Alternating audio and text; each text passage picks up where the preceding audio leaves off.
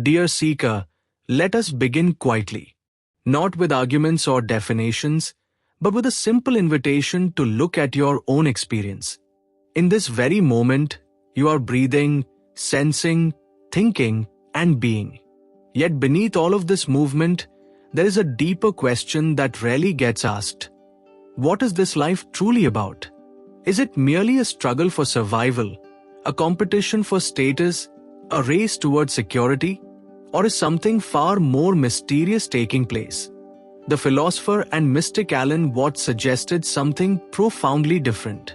In his lectures and books such as The Wisdom of Insecurity and the book on the Taboo against knowing who you are, he proposed that existence itself is a form of play. A cosmic drama in which the universe explores what it means to be alive by becoming every possible person, creature, and experience. According to this view, life is not a mistake, nor a burden you must carry, but a dance that consciousness performs with itself. We suffer, what's explained, because we have been taught to believe that we are isolated fragments in a vast and hostile world. We think we are tiny egos trapped inside fragile bodies, struggling against time and fate. But what if that is only a mask? What if the thing you call you is not separate from the stars, the oceans, or the entire unfolding of reality? What if you are, in fact, the universe temporarily pretending to be a human being, just as a player in a game pretends to be a character? This teaching is not meant to make you careless or indifferent. On the contrary, it invites you to live more fully, more freely, and more lovingly. For when you realize that life is a game, you no longer need to play it with fear. You can play it with wonder. The cosmic game. Dear seeker, to understand what Alan Watts meant when he said that life is a game, we must first gently loosen the way we think about the universe itself. Most of us have been taught that the cosmos is a mechanical thing, a cold collection of stars, atoms, and forces moving blindly through space. But in the great spiritual traditions that Watts studied, such as Hindu Vedanta, Taoism, and Zen Buddhism, the universe is not a dead object. It is a living process, a vast and intelligent unfolding. In the Upanishads, one of the oldest philosophical texts in the world, there is a simple yet astonishing idea. Brahman, the ultimate reality, is infinite, formless, and eternal. Yet in order to experience itself, it appears as countless forms. Just as a single ocean can rise into many waves, consciousness becomes all beings.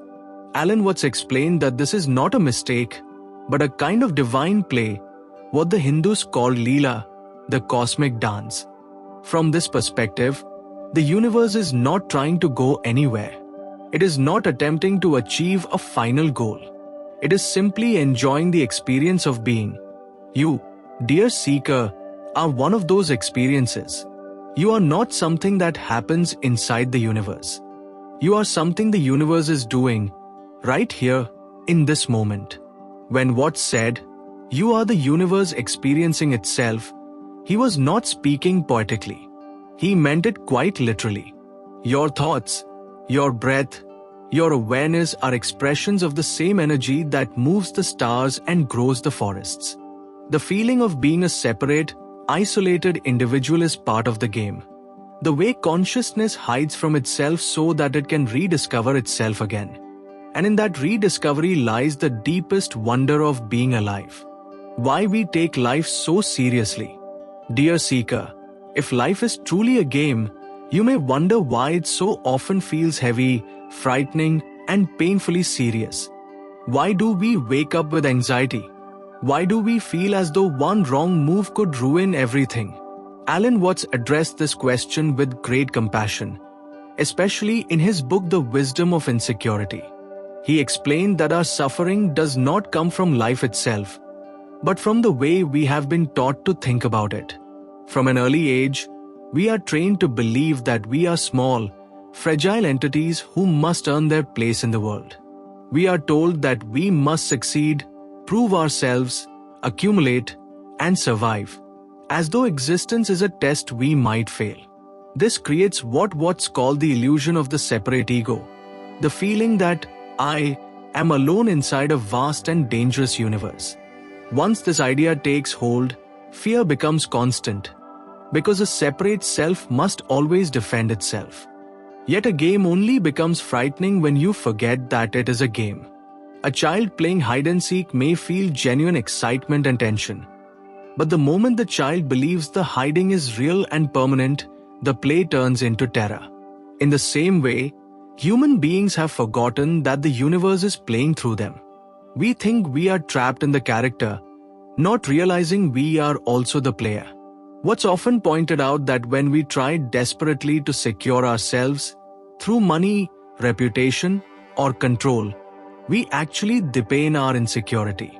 We are trying to freeze a flowing process. But life is movement.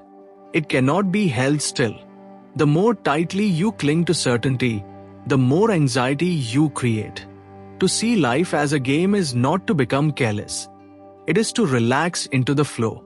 When you understand that you are not a helpless fragment but an expression of the whole, the weight you have been carrying begins to soften. You can still strive, still dream, still love, but you no longer do so from fear.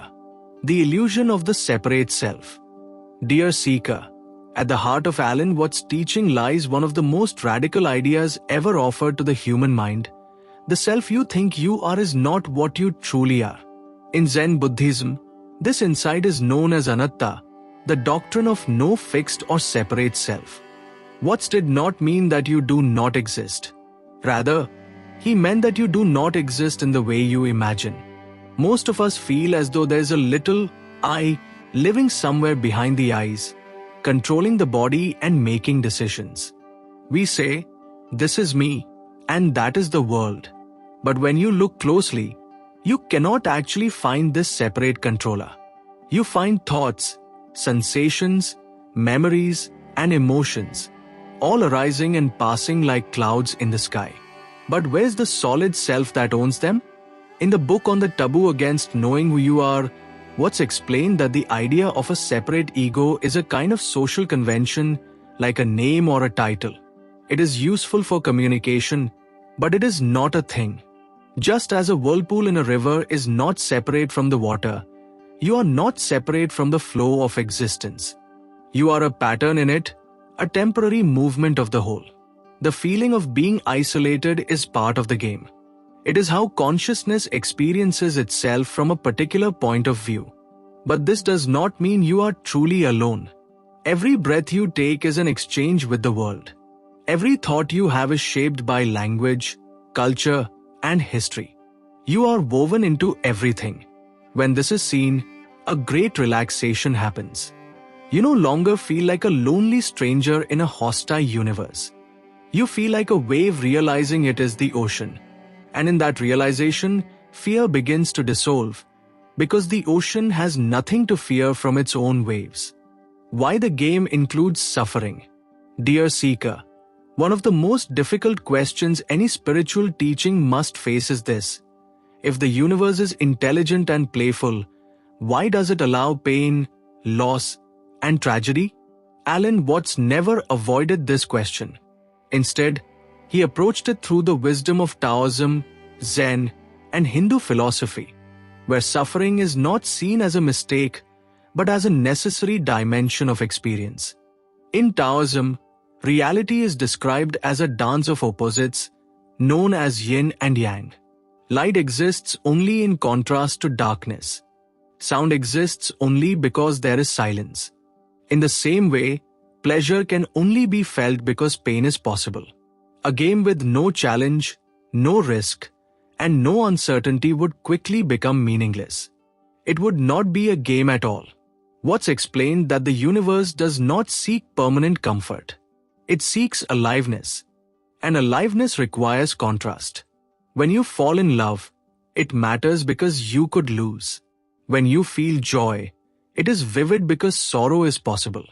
Even death gives life its intensity, its urgency, and its preciousness. From the perspective of the separate ego, suffering feels like punishment. But from the perspective of the whole, It is part of the story being told. A tragedy in a play may bring tears, yet it is precisely what gives the play its depth and beauty.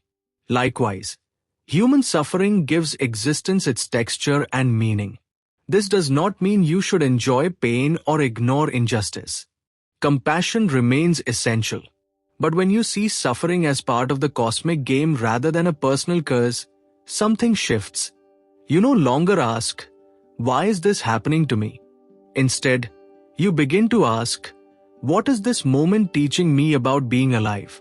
In that quiet shift of perspective, the heart opens, and even difficulty becomes a doorway to deeper understanding. How to play the game properly. Dear seeker, when Alan Watts spoke of life as a game, he did not mean that it should be treated with carelessness or irresponsibility.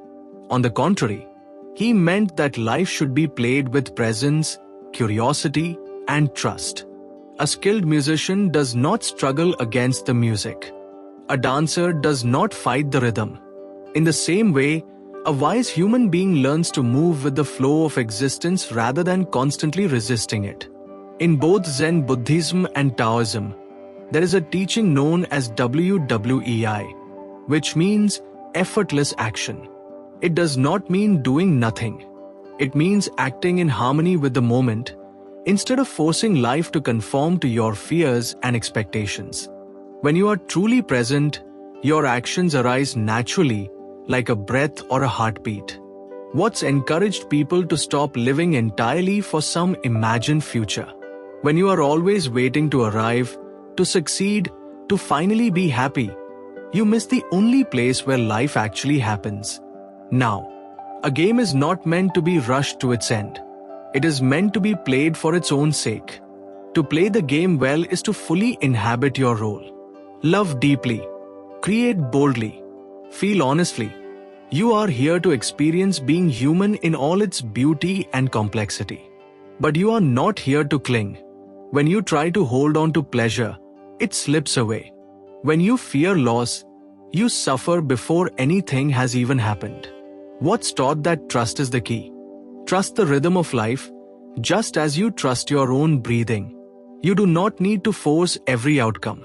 The universe has been unfolding for billions of years without your supervision. When you relax into that understanding, a quiet joy appears. You realize that you are not a lost piece in a broken world. You are a note in a vast and exquisite symphony, playing exactly where you belong. Death is not the end of the game. Dear seeker, the deepest fear carried by the human heart is the fear of death. It is the shadow that hangs over every ambition, every relationship, and every dream. We fear that one day all of this will vanish, that the story of me will come to an abrupt and meaningless end. Alan Watts understood this fear intimately, and he devoted much of his teaching to gently dissolving it. In his lectures and in the Wisdom of Insecurity, Watts explained that death is not the opposite of life. It is its partner. Just as waking and sleeping belong to the same rhythm, living and dying are movements of a single process. You do not remember what it was like before you were born, yet you are not frightened of that time. In the same way, what comes after death is not a blank annihilation, but a return to the vastness from which you emerged. From the standpoint of the separate ego, death looks like extinction. But from the standpoint of the universe, it is a transformation. The wave falls back into the ocean, yet the ocean remains. Consciousness does not disappear. It simply changes form, just as clouds dissolve into rain and rain returns to the sea. Watts often said that if you truly understand death, you will stop clinging so desperately to life. You will appreciate it more deeply. When you know that the music will end, you listen more carefully. When you know that a flower will fade, you cherish its beauty. Death, then, is not a threat to the game. It is what makes the game meaningful. It is the final reminder that everything is precious precisely because nothing lasts forever. Dear seeker, as we come to the end of this reflection, let us pause for a moment and feel what has been revealed. You are not a small and struggling thing trapped in a hostile universe. You are a living expression of the same force that turns galaxies and grows forests. The story of your life, with all its joys and wounds, is part of a much larger story that existence is telling about itself. Alan Watts did not ask us to escape the world. He invited us to see it clearly. When you realize that life is a game, you do not withdraw from it. You enter it more fully. You laugh more easily. You forgive more quickly. You take risks, not because you are reckless, but because you are no longer paralyzed by fear. You understand that even your mistakes are movements of the same vast dance. This does not mean that pain disappears, but it no longer defines you. Sorrow becomes part of the music. Loss becomes a chapter in the story. And even uncertainty begins to feel less like a threat and more like an invitation to wonder. Perhaps the greatest gift of this teaching is a quiet sense of trust. You no longer feel that you must control everything for life to be meaningful. You begin to sense that you are being carried by something far older and wiser than your thoughts. Just as the waves trust the ocean, you can trust the unfolding of existence. So go gently, be curious, love boldly, and when fear arises, remember that it is only the game pretending to be serious. You are not here by accident. You are here because the universe chose, in this moment, to become you.